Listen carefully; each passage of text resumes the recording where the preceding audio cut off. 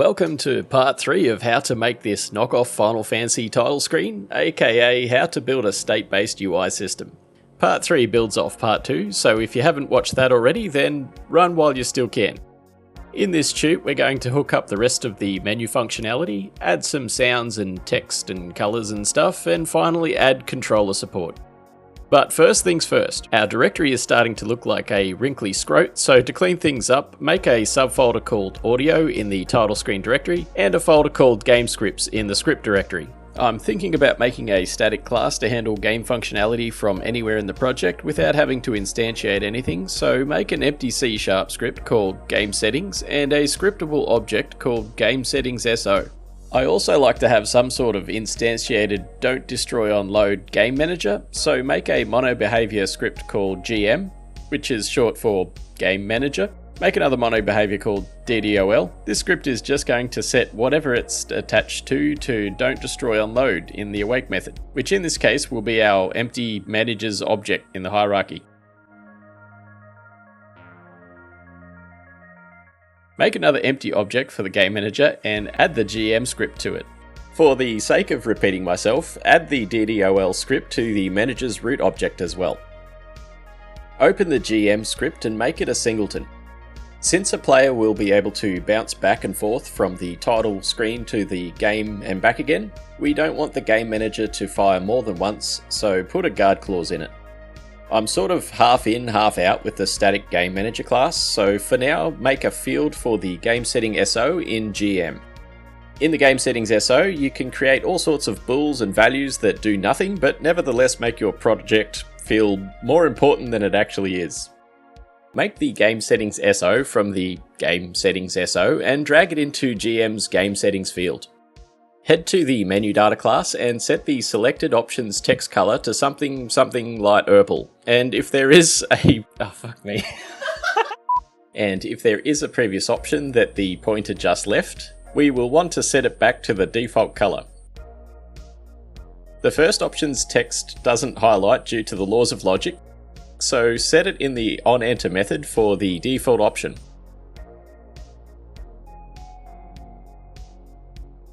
Just like magic numbers are a crime scene waiting to happen, so too are magic colours. So in TS Manager, make a public colour block with your choice of text colours for UI navigation, then reference those instead of hard coding them in the menu implementations. Before returning previous options to their normal colour, you'll want to check if they are enabled first.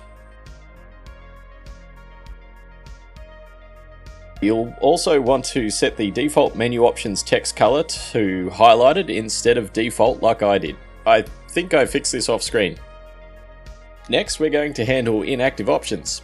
In menu data and on awake option data iteration, set any inactive options to the inactive color.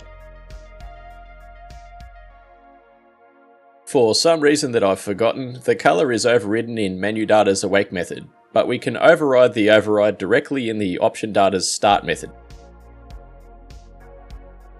Moving the cursor will still highlight an inactive option though, so handle that with an isEnabled check in menudata.moveCursor.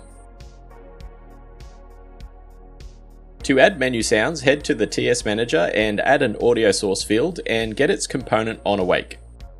I made an audio source array, but it was meant to be an audio SO array that I haven't created yet. So create a folder in Game Scripts called Audio Scripts, and create an audio SO scriptable object, script.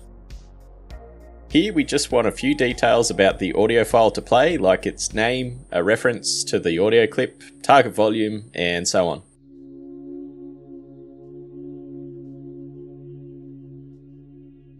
mSoundData is a surrogate array that fills an audio dictionary on awake.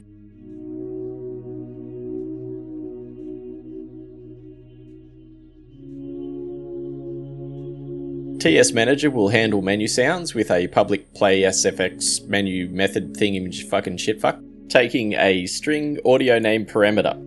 Guard clause the audio dict, then set the audio source's audio clip to the dictionary value on audio name lookup.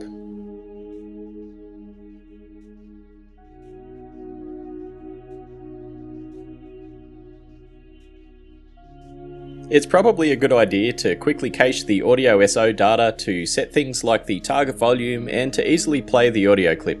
We get to use our GM game settings to enable or disable sounds from one location, but it needs to be a public field, so go ahead and change that. Add an audio source to the TS Manager object. Then make audio SOs for each UI sound like move cursor, select, and so on, naming and dragging in the audio clip as well.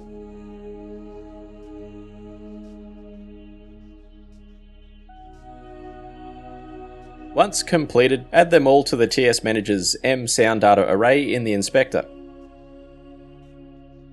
Add audio handling to the base menu dict class by heading to move cursor and calling TS Manager's play SFX method, passing in the move cursor audio name, which in this case is move cursor. Likewise for the execute on select methods invalid and valid option selections, do the same thing. I made a fun little bug in TS Manager's play SFX method just to see if you were paying attention. The guard clause should read if not contains key. Once fixed, your menu should actually make sounds. Just before we tackle controller support, it's worthwhile testing menu transitions. In title states, duplicate the TS title script and rename it to TS game setup, changing the class name as well. Duplicate the title ops canvas object, rename it to game setup, add TS game setup to it, set game setup as its menu type, name the header if you want, and remove the TS title script left over from duplicating the object. Rename its menu options both in the hierarchy and on the option data script, and set their navigation mappings.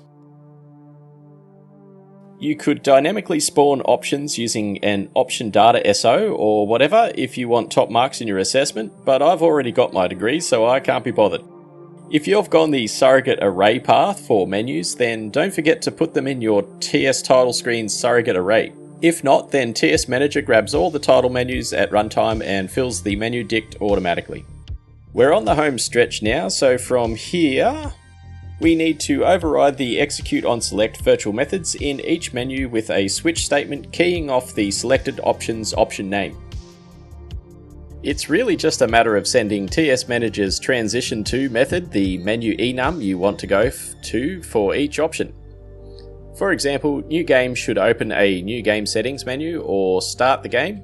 Options should open an option menu, back should go back to a previous menu, and so on. There's a small bug for the previously selected option's text color when switching menus that we can fix by zeroing out each option's formatting on menu enter. Unless you're using cursor position memory, but that's up to you. Don't forget to handle inactive options with an is enabled check before defaulting the formatting. With the base functionality completed, we can now finally add controller support. Now, there are umpteen bazillion ways to handle controller support, some more thorough than others. Gamepads/controllers aren't as standardized as keyboards and mouses, so I can't vouch for the compatibility of blah blah blah blah blah. Hot swapping controllers is also beyond the scope of this tute, but I might be able to point you in the right direction. So inputs are captured in the menu data class, so head there and add a using unityengine.inputSystem using thingy. The input system fires an on-device change event when a controller is connected or disconnected. Gamepad.current will tell you if there is a controller connected, and gamepad.all returns a list of all controllers connected. For hot swapping, you would subscribe to the on-device change event and fire off a method to poll for inputs on a given controller. But for now, I'm hard-coding a bool in Awake to show you what not to do and why.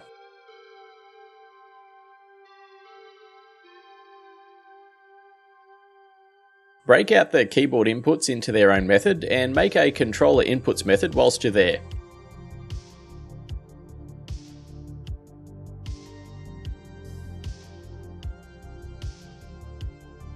You can access directional pad movement with gamepad.current.dpad such and such was pressed this frame, which works exactly like input.getKeyDown, so you can copy the move direction functions from the keyboard controls over to the controller inputs.